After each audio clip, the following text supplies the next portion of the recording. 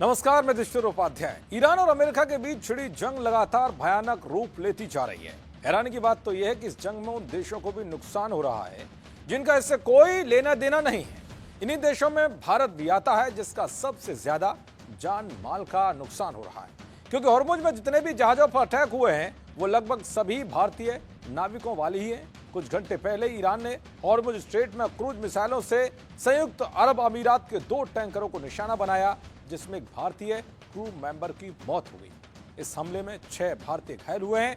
इस हमले पर भारत भड़क उठा है।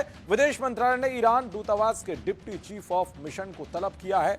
भारत ने साफ कहा है कि कमर्शियल शिपिंग और नागरिक बुनियादी ढांचों को निशाना बनाना बंद होना चाहिए। जिन दोनों जहाजों पर अटैक हुए हैं उसमें मौजूद सभी 46 क्रू मेंबर्स में से 30 भारतीय नाविक थे, इसलिए भारत सरकार और ज्यादा गुस्से में दिख रही है।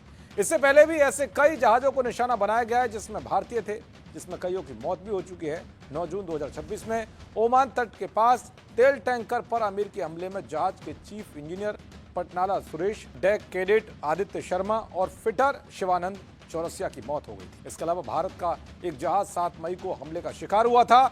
इस हादसे में एक भारतीय चालक दल सदस्य की मौत हो गई थी, जबकि 17 अन्य लोगों को समय रहते सुरक्षित बचा लिया गया था। 19 अप्रैल को 2 भारतीय झंडे वाले जहाजों पर ईरानी सेना की ओर से गोलियां चलाई गई थी। ऐसे में सवाल यह है कि जिस जंग से भारत का कोई मतलब नहीं है, जिन जहाजों पर हमले होते हैं वो किसी और के होते हैं, लेकिन फिर भी भारतीयों की मौत क्यों हो रही है?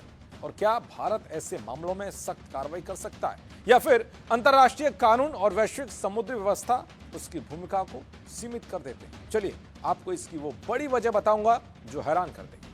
दरअसल भारतीय नाविकों की बार बार मौत किसी संयोग का परिणाम नहीं है, बल्कि वैश्विक समुद्री व्यापार की संरचना और भारत की भूमिका से जुड़ा एक जटिल मुद्दा है। एक रिपोर्ट के मुताबिक दुनिया में करीब 18 से 19 लाख समुद्री कर्मी हैं, जिनमें 3 लाख से ज्यादा भारतीय हैं। यानी वैश्विक मर्चेंट नेवी में भारत का योगदान सबसे ज्यादा देने वाले देशों में है।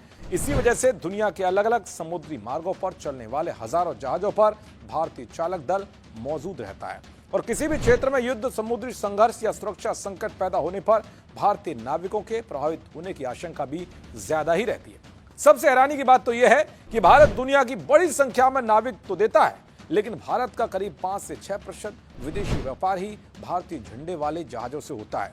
ज्यादातर भारतीय नाविक विदेशी झंडे वाले जहाजों पर काम करते हैं। ऐसे जहाज कई बार पालाऊ, लाइबेरिया, पनामा, बहामास जैसे देशों में रजिस्टर होते हैं, जिन्हें समुद्री क्षेत्र में FOC कहा जाता है, जिसका मतलब जहाज